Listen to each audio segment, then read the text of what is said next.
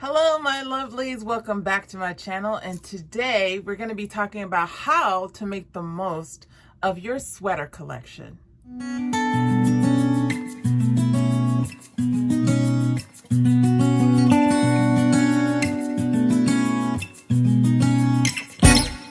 So if you're new here, hi, my name is Jakara, and today we're going to be talking about sweaters.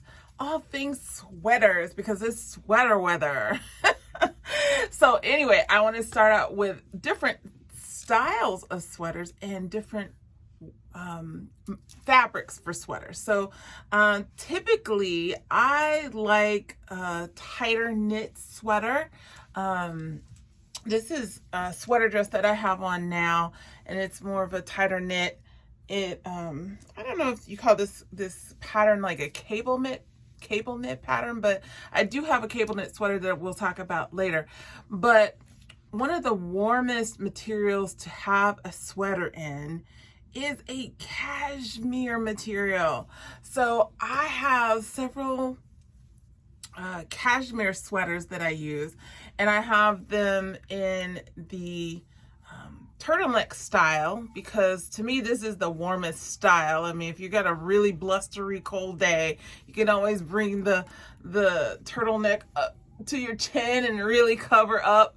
And cashmere in itself is just one of the more warm materials. This one is a cashmere sweater that I got from Uniqlo.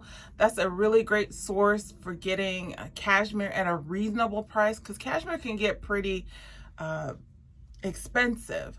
And I think I got this from Uniqlo for about, I want to say $40. I could be wrong. I know they have two price ranges for their sweaters, in the $40 range, and then they have some that are like $75. So I'm not sure which one I spent because it's been several years since I bought this sweater. But I do love a cashmere sweater. So soft, so warm, and it's not really thick either. That's what I like about it too. So it keeps you really warm, but it's not really bulky.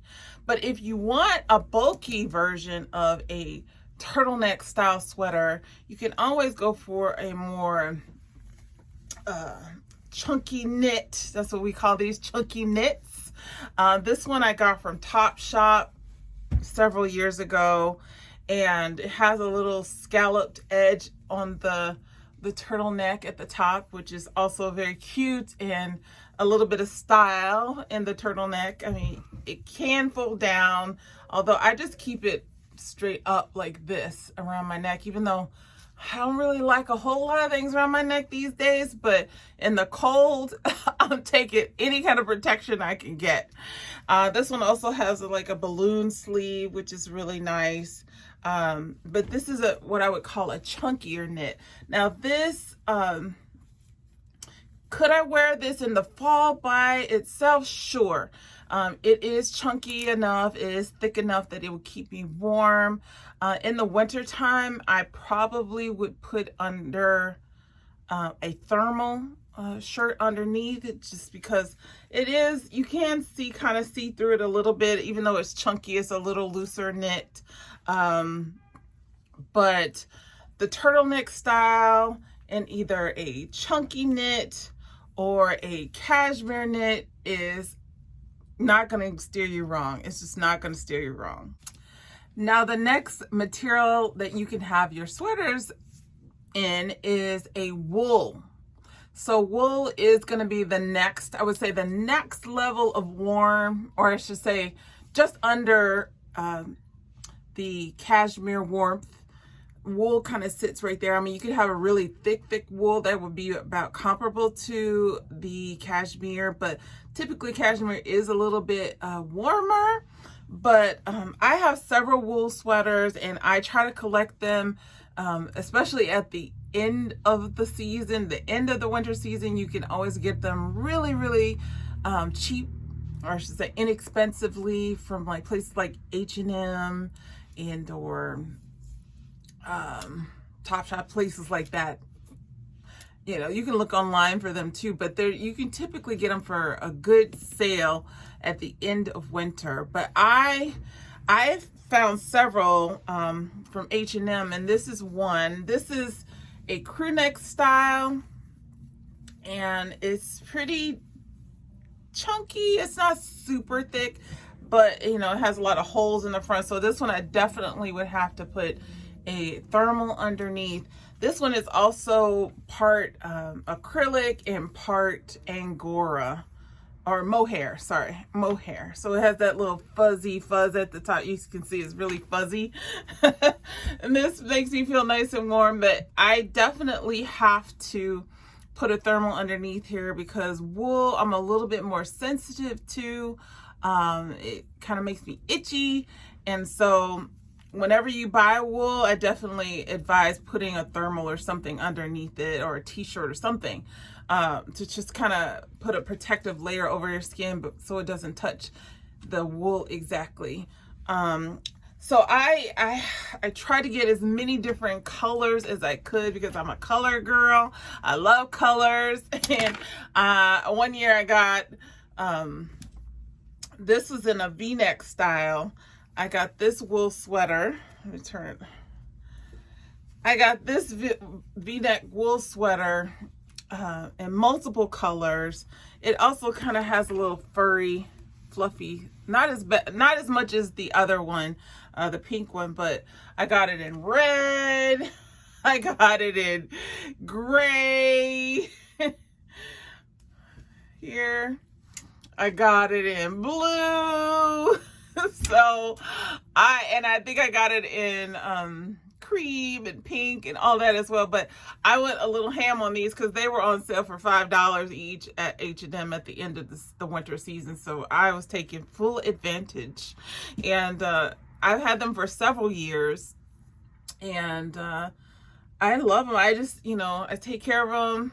I do wash them in the washing machine, and just dry them, air dry them to keep them from shrinking and all of that. But yeah, these are very warm and chunky, and I particularly like the V-neck style because then you can put a cotton turtleneck underneath. So this is a good style to have.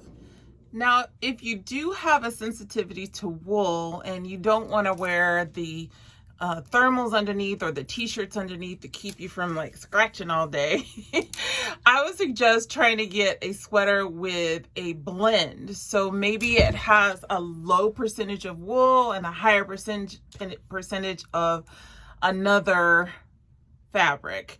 For instance, I have this cable knit. No, this is a cable knit sweater in a mock turtleneck style. This one is 15% wool, but the other 86% or 85% is an acrylic. So this one isn't as scratchy and itchy, so I could probably wear this one close to my skin all day. It keeps me warm the way wool does, but it doesn't make me itch.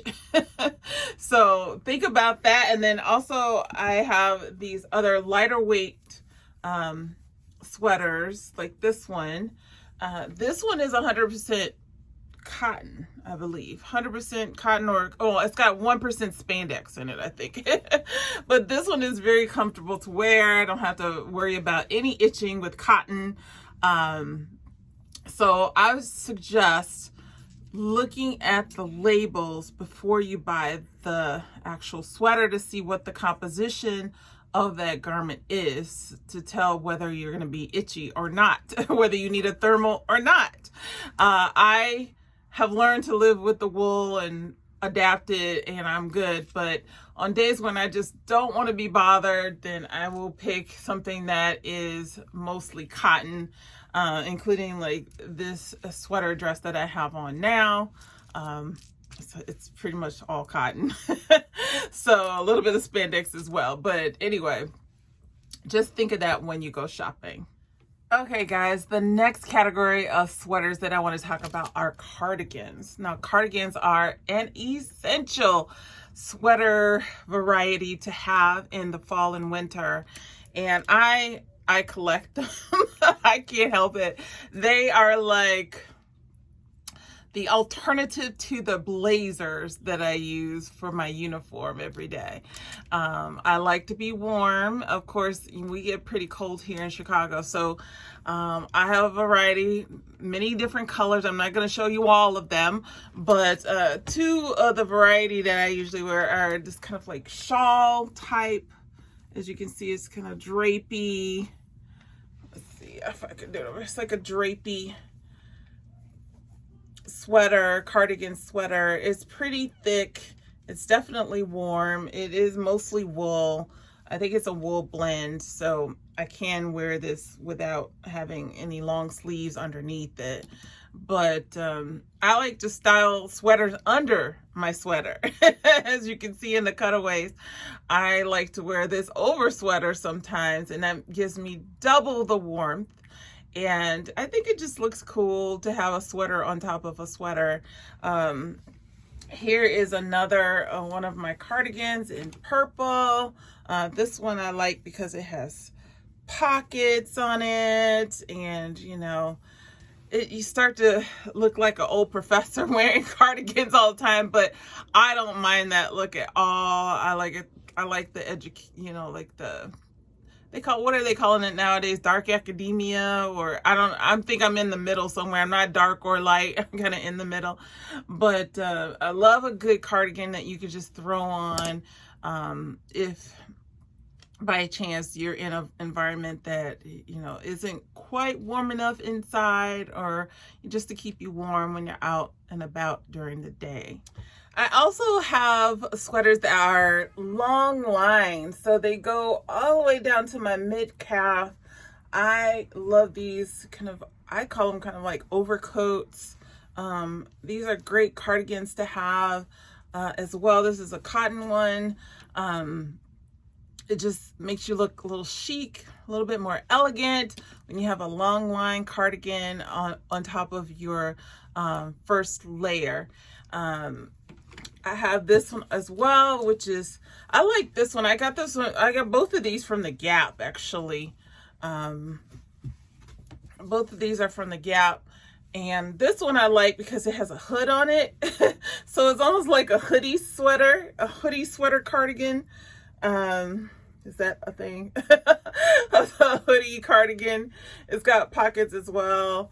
I wear this one a lot in the winter too. It's like getting away with wearing a hoodie without actually having a hoodie on. So I wear this a lot too. And I can, you know, it looks really chic with what I have on typically. Now, the last type of sweater style I want to talk about is the sweater dress, and I'm wearing one now. I'll show you in the cutaways what that looks like on, but I also have other varieties of this type of sweater, and one is this kind of like, I don't know what type of knit you would call this, where it's just kind of ribbed. That's what it's called, ribbed. It's kind of this ribbed knit. It has like a mock turtleneck at the top. I have it in this olive green. I have it in cream. I have it in blue. I'm hoping to get it in a few more colors. And then the style that I have on now, it's this mint green. It comes with a long line cardigan. I have it in burnt orangish or brownish orange color. I have it in pink. I have it in ivory, like a dark ivory. And I'm hoping to get that in more colors as well. And that's kind of like a one-stop shop because it's a dress. It keeps you warm. It's long. It covers your legs, and you know, you can have your boots. It looks really chic with boots. Sweater dresses do. So try that variety if none of the other ones are styles that you particularly like. But you know, you could always do a sweater dress and you're already fully dressed and you're warm and ready for the winter and the fall. Now, the last thing I want to talk about is how to care for your sweaters and, you know, make sure that they last a long time, they look good, they're not overstretched or shrunk and all of that. So let's talk about cleaning your sweaters. Now, I don't wash my sweaters every time I wear them unless they are particularly dirty. If I'm doing something that was unexpected and I got particularly dirty, which never happens, I usually will wait after a couple, 2-3 times that I wear it, then I wash it. So that helps, you know, extend the longevity of the material, of the fabric. And also when I wash it, like I said, certain ones I know I can wash in the washing machine. Others, you have to look at the care labels. That's going to be your number one thing. You're going to look at the care label and see if it's machine washable. Is it dry clean only? A lot of times cashmere is dry clean only. A lot of times I wash my cashmere on the gentle cycle, and then I will just lay it out flat to dry. That's another way in which I take care of my cashmere.